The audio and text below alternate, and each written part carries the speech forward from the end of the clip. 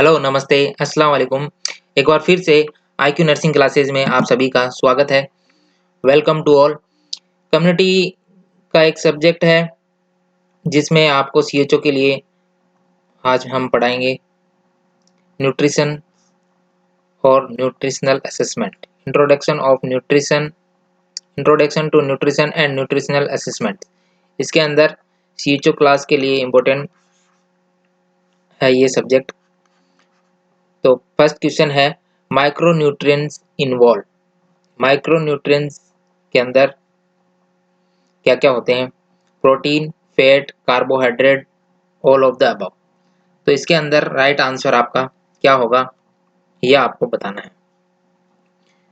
तो माइक्रोन्यूट्रिएंट्स के अंदर क्या क्या होते हैं, तो आपको सबसे पहले ये पता होना चाहिए माइक्रोन्यूट्रिएंट्स क्या होते हैं और इसके अंदर क्या क्या आते हैं। सबसे पहले आपको ये पता होना चाहिए माइक्रोन्यूट्रिएंट्स क्या होते हैं।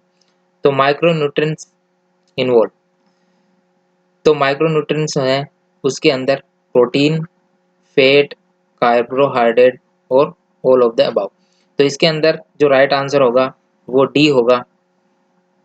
इसका जो राइट आंसर होगा वो होगा D, all of the above. तो इसके अंदर जो है वो सभी है, माइक्रोन्यूट्रिएंट्स है वो सभी होते हैं। एक होता है माइक्रोन्यूट्रिएंट्स और एक होता है मैक्रोन्यूट्रिएंट्स। तो ये मैक्रोन्यूट्रिएंट्स है, सॉरी। तो मैक्रोन्यूट्रिएंट्स के अंदर प्रोटीन, फैट वगैरह सभी आते हैं और एक होता है माइक्रोन्यूट्रिएंट्स।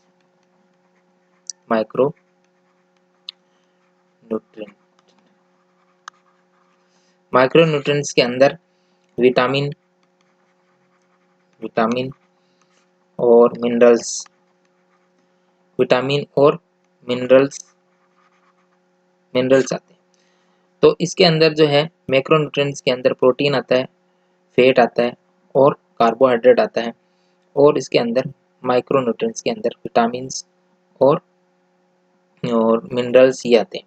तो ये क्या है, ये इसके लिए लार्ज अमाउंट की आवश्यकता होती है।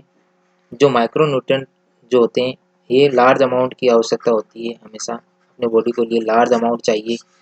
और जो मैक्रोन्यूट्रिएंट्स है वो स्मॉल अमाउंट में चाहिए, वो स्मॉल अमाउंट में चाहिए, क्योंकि विटामिन्स वगैरह स्मॉल अमाउंट्स में भी ये तो चलेंगे। तो इसके अंदर जैसे ये जो मोस्टली जो माइक्रोन्यूट्रिएंट्स है वो किस में पाए जाते हैं?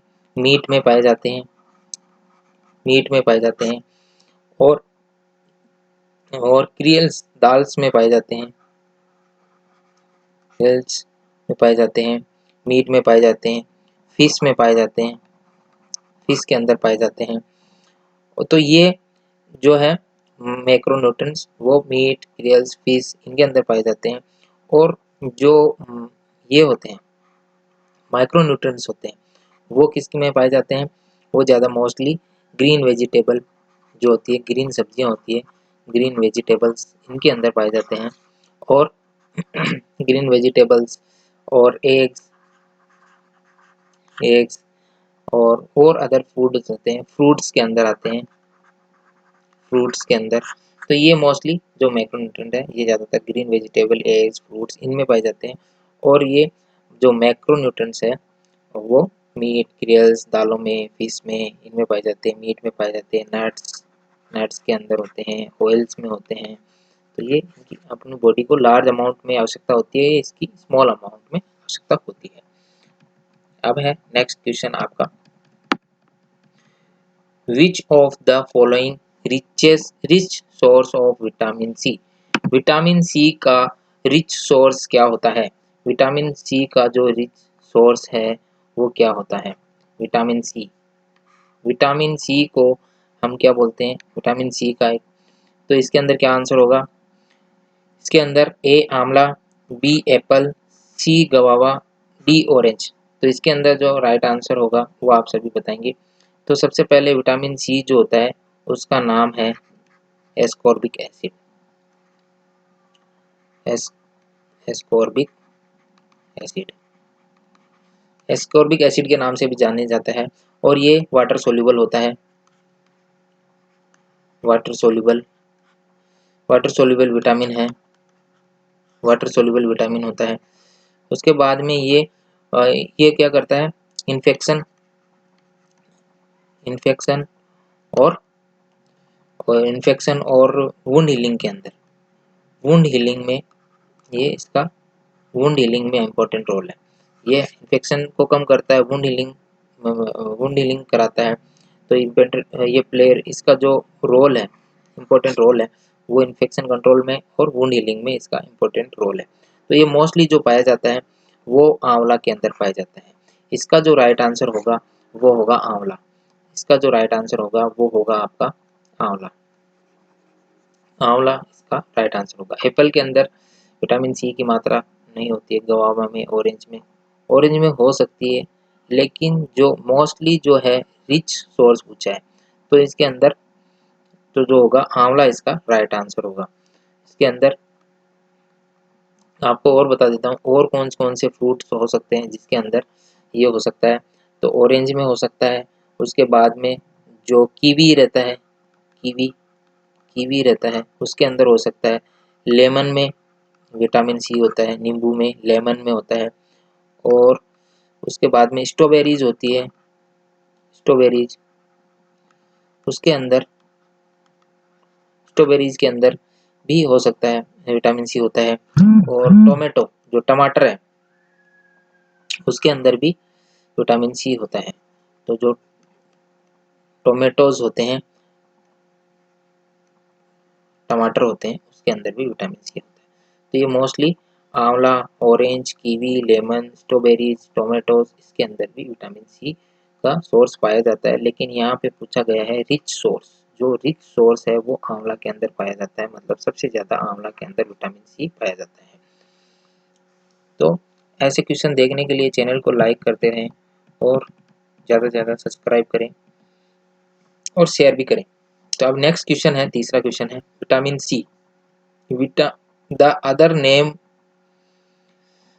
Name of vitamin C is. तो अभी अभी मैंने इस क्वेश्चन को आपको सामने बताया था कि विटामिन सी का दूसरा नाम क्या है। तो विटामिन सी का नाम ये तो सभी को आई थिंक आता है, पिछले क्वेश्चन में ही बता दिया मैंने। एस्कॉर्बिक एसिड जो है विटामिन सी का जो अदर नाम है, दूसरा नाम है विटामिन सी का एस्कॉर्बिक एसिड होता है।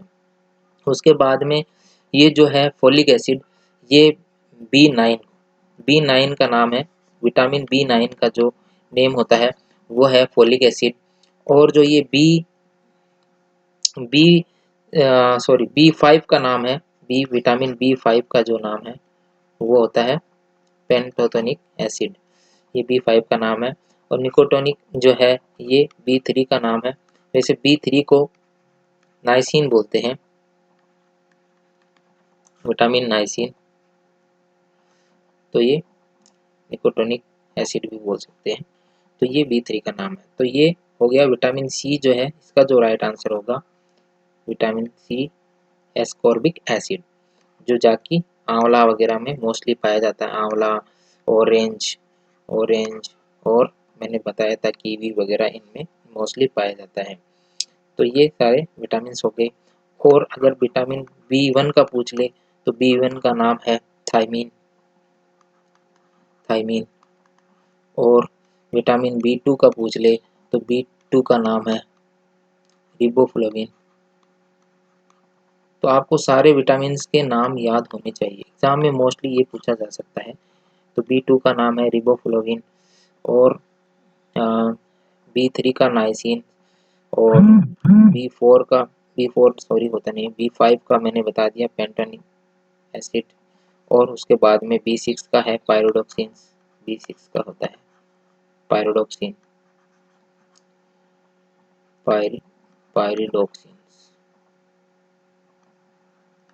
पायरिडोक्सिन ये होता है बी6 का विटामिन बी6 का नाम होता है पायरिडोक्सिन। उसके बाद में बी7 का नाम होता है बायोटीन। बी7 का नाम है बायोटीन। बी7 का नाम हो गया बायोटीन। बी9 का हो गया फोलिक एसिड, ये बी9 का नाम है। उसके बाद में बी9 के बाद में बी12 का नाम होता है कोबालामीन, साइनोकोबालामीन, ये बी कितना है बी12 का नाम। तो कॉम्प्लेक्स के सारे नाम आई थिंक आपको पता चल गया होगा। तो ये होते हैं। उसके बाद में जो नेक्स्ट है,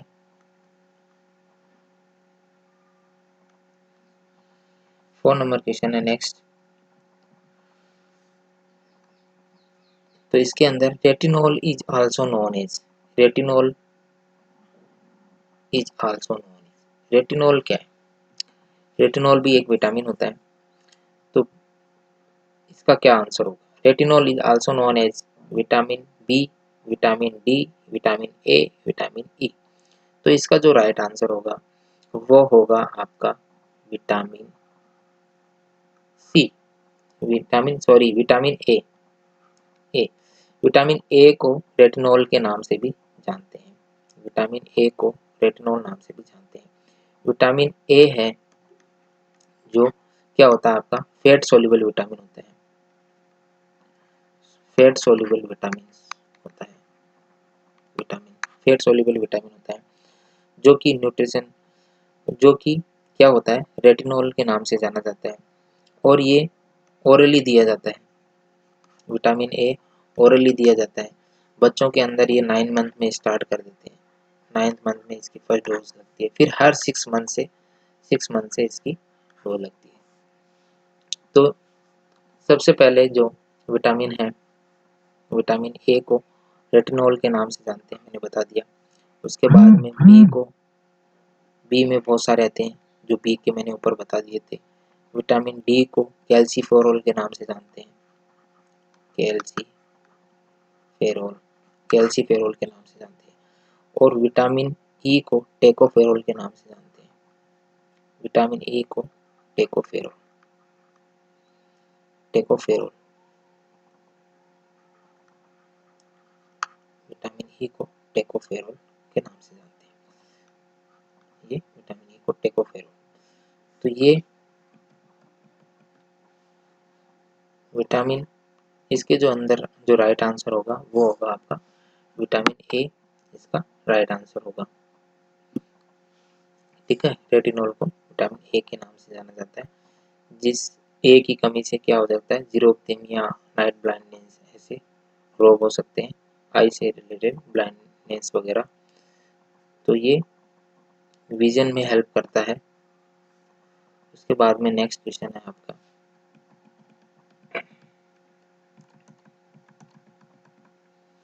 vitamin which of the follow is the rich source of vitamin D? Sunlight, moonlight, fish, milk. तो इसके अंदर राइट आंसर क्या होगा? विच of the follow is the rich source of vitamin D? Vitamin D का rich source क्या होता है? सबसे पहले मैंने बताया था विटामिन डी को क्या नाम से जानते हैं, कैल्सीफेरोल के नाम से जानते हैं, कैल्सीफेरोल कैल्सीफेरोल के नाम से भी जानते हैं विटामिन डी को। अब कैल्सीफेरोल विटामिन डी को हम कैसे प्राप्त करते हैं? विटामिन डी क्या है, इसके वो जो है एब्जॉर्ब करता है, हेल्प टू बॉडी में एब्जॉर्ब कैल्शियम और फॉस्फोरस, कैल्शियम और फॉस्फोरस फॉस्फोरस कैल्शियम और फॉस्फोरस का क्या करता है, एब्जॉर्ब करता है बॉडी के अंदर। और इसकी कमी से क्या हो जाती है, इसकी कमी से ओस्टोमलेशिया, बोन वीक्स, जो वो क्या है, बोन्स के अंदर क्या है, वीकनेस वगैरह आ जाती है, ओस्टोमलेशिया जैसी बीमारी देखने को मिल सकती है। और ये क्या करता है, ये क्या, विटामिन डी क्या करता है, रिड्यूस कैंसर सेल्स, ये कैंसर सेल्स को भी क्या करता है, रिड्यूस करता है, कैंसर सेल्स को क्या कर देता है, रिड्यूस कर देता है, रिड्यूस रिड्यूस कैंसर सेल्स, जो कैंसर सेल्स होती है बॉडी के अंदर उसको क्या कर देता है, कम कर देता है। उसके बाद में जो विटामिन डी है ये क्या करता है, इन्फेक्शन को कम करता है, इन्फेक्शन है उसको कम कर देता है। और जो इन्फेक्शन हो गया, इन्फ्लामेशन हो गया, इनको भी कम करता है। तो जो विटामिन डी का जो सोर्स है, वो है इसके अंदर सनलाइट। सनलाइट के द्वारा भी हमें विटामिन डी मिलता है, सूरज की रोशनी से, जो सुबह सुबह जल्दी से उठ के हमें लेनी चाहिए विटामिन डी। मूनलाइट से कुछ भी नहीं मिलता है, फेस से और मिल्क से इतना विटामिन डी नहीं मिलता है जितना सनलाइट से मिलता है। ओके, उसके बाद में विटामिन डी की कमी से क्या क्या हो सकते हैं, विटामिन डी की कमी से क्या क्या रोग हो सकते हैं। तो विटामिन डी की कमी से फैटिग हो सकता है, फैटिग यानी थकान हो सकती है, और बोन पेन हो सकता है, बोन के अंदर पेन हो सकता है, बोन पेन हो सकता है। उसके बाद में जो है हेयर लॉस हो सकता है, हेयर लॉस, हेयर लॉस हो सकता है। और भी क्या है, मसल्स वीकनेस हो सकती है, मसल्स वीकनेस। ये कुछ विटामिन डी की कमी से सिम्टम्स जो है आपको देखने को मिल सकते हैं। उसके बाद में नेक्स्ट है vitamin D deficiency is caused by. देखो अभी मैंने ये पढ़ाया था और वापस ये क्वेश्चन आ गया कि मतलब विटामिन डी की कमी से जो vitamin deficiency of vitamin D cause by, अगर विटामिन डी की कमी हो जाती है तो क्या क्या कॉज हो सकता है, क्या हो सकता है। तो स्कर्वी, ऑस्टियोमलेशिया, प्लेग्रा और टिकनाई। तो इसके अंदर जो राइट आंसर होगा, आप सभी को पता होगा कि विटामिन डी की कमी से क्या हो जाता है, विटामिन डी की कमी से हो जाता है बोन की वीकनेस हो जाती है, ऑस्टियोपोरोसिस हो सकता है, ऑस्टियोमलेशिया हो सकता है। तो जो ऑस्टियोमलेशिया का मतलब है बोन का क्या हो जाना, softening, softening of the, softening of the bone, softening of the bone, bone का क्या हो जाना, softening, softening of the bone, soft हो जाती है बिकॉज ऑफ विटामिन डी की कमी से। तो विटामिन डी की कमी आ जाती है तो बोन क्या हो जाती है, सॉफ्ट हो जाती है और आसानी से फ्रैक्चर हो जाती है। उसके अंदर क्या हो जाता है, कैल्शियम कम हो जाता है, कैल्शियम क्या है, कैल्शियम की कमी आ जाती है। तो इसके कारण क्या हो सकता है, और जो अदर रीजन है, रिकेट्स जैसी बच्चों के अंदर रिकेट्स की प्रॉब्लम हो सकती है, बच्चों के अंदर रिकेट्स, बच्चों के अंदर जो है रिकेट्स, और बड़ों में ऑस्टियोमलेशिया, ऑस्टियोपोरोसिस, ऐसी बीमारियां आपको विटामिन डी की कमी से देखने को मिल सकती है। विटामिन की डी की कमी से क्या हो सकता है, फ्रैक्चर हो सकता है, अगर बोन वीक हो जाएगी, सॉफ्ट हो जाएगी तो ऑफ कोर्स फ्रैक्चर हो सकता है। और क्या हो सकता है, ऑस्टियो ऑस्टियोपोरोसिस, ऑस्टियोपोरोसिस हो सकता है, ऑस्टियोपोरोसिस हो सकता है। तो ये आपको इसके अंदर विटामिन डी की कमी से देखने को मिलेगा। और ऊपर मैंने बताए थे कुछ और सिम्टम्स भी आपको विटामिन डी की कमी से देखने को मिल सकते हैं। तो विटामिन के इज एसेंशियल फॉर, विटामिन के इज एसेंशियल फॉर, विटामिन के किसके लिए एसेंशियल होता है। तो विटामिन के blood viscosity, blood thickening, blood clots और ब्लड थिकनिंग्स, थीनिंग और थिकनिंग्स। तो किसके लिए एसेंशियल है, विटामिन के इज क्या होता है, फैट सोल्यूबल। सबसे पहले क्या है विटामिन के, फैट सोल्यूबल विटामिन है, विटामिन के है जो फैट सोल्यूबल्स विटामिन है, सोल्यूबल्स विटामिन है। और विटामिन के का अदर नाम होता है, विटामिन के का अदर नाम है फेंटोना डियोन, विटामिन के का अदर नाम है फेंटोना डियोन, जो कि ब्लड को क्या करता है, क्लोट करता है। ब्लड क्लोटिंग में अगर विटामिन की के की कमी हो जाती है तो ब्लड क्लोट नहीं हो जाएगा, रक्त का थक्का नहीं जमेगा, रक्त का थक्का, रक्त का थक्का नहीं जमेगा। तो ये आपको सिम्टम्स देखने को मिल सकते हैं, रक्त का थक्का नहीं जमेगा। ठीक है, अगर विटामिन के की कमी हो जाती है तो रक्त का थक्का नहीं जमेगा, विटामिन के की कमी से। तो ये ब्लड क्लोटिंग में हेल्प करता है। तो इसका जो राइट आंसर होगा वो होगा सी। उसके बाद में नेक्स्ट है riboflavin is also known as. तो रिबोफ्लोविन, मैंने सारे विटामिन अभी बताए थे कि रिबोफ्लोविन क्या होते हैं और इसकी कमी की वजह से क्या होता है। Riboflavin is also known as vitamin B12। Vitamin B1 को कहते हैं थायमिन, B6 को कहते हैं पैराडॉक्सिन्स, B12 कहते हैं साइलोकोबामिन्स। तो ये मैंने अभी बता दिए थे। तो विटामिन रिबोफ्लोविन्स की वजह से वो है विटामिन, इसको B2 भी कहते हैं। रिबोफ्लोविन को विटामिन B2 कहते हैं। और इसकी कमी की वजह से सिम्टम्स आपको क्या क्या देखने को मिल सकता है? फैटिग देखने को मिल सकता है, फैटिग हो सकता है, स्लो ग्रोथ हो सकती है, स्लो ग्रोथ, जो ग्रोथ है वो स्लो हो जाएगी, ग्रोथ स्लो हो जाएगी।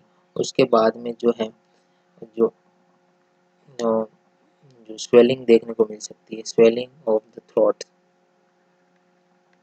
स्वेलिंग ऑफ द थ्रोट,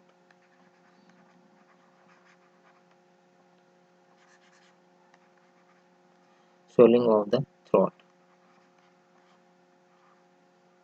गले में स्वेलिंग देखने को मिल सकती है। और आई फैटिक देखने को मिल सकता है, क्रैक और shortness of the corner of the mouth, mouth में क्रैक्स वगैरह देखने को मिल सकता है। डाइजेस्टिव प्रॉब्लम देखने को मिल सकती है, जो डाइजेस्टिव की प्रॉब्लम्स है, डाइजेशन की, वो और देखने को मिल सकती है, डाइजेस्टिव प्रॉब्लम्स। ये आपको विटामिन B2 की कमी की वजह से देखने को मिल सकते हैं। अब विटामिन ए की डेफिशिएंसी हो जाती है तो आपको क्या देखने को मिल सकता है?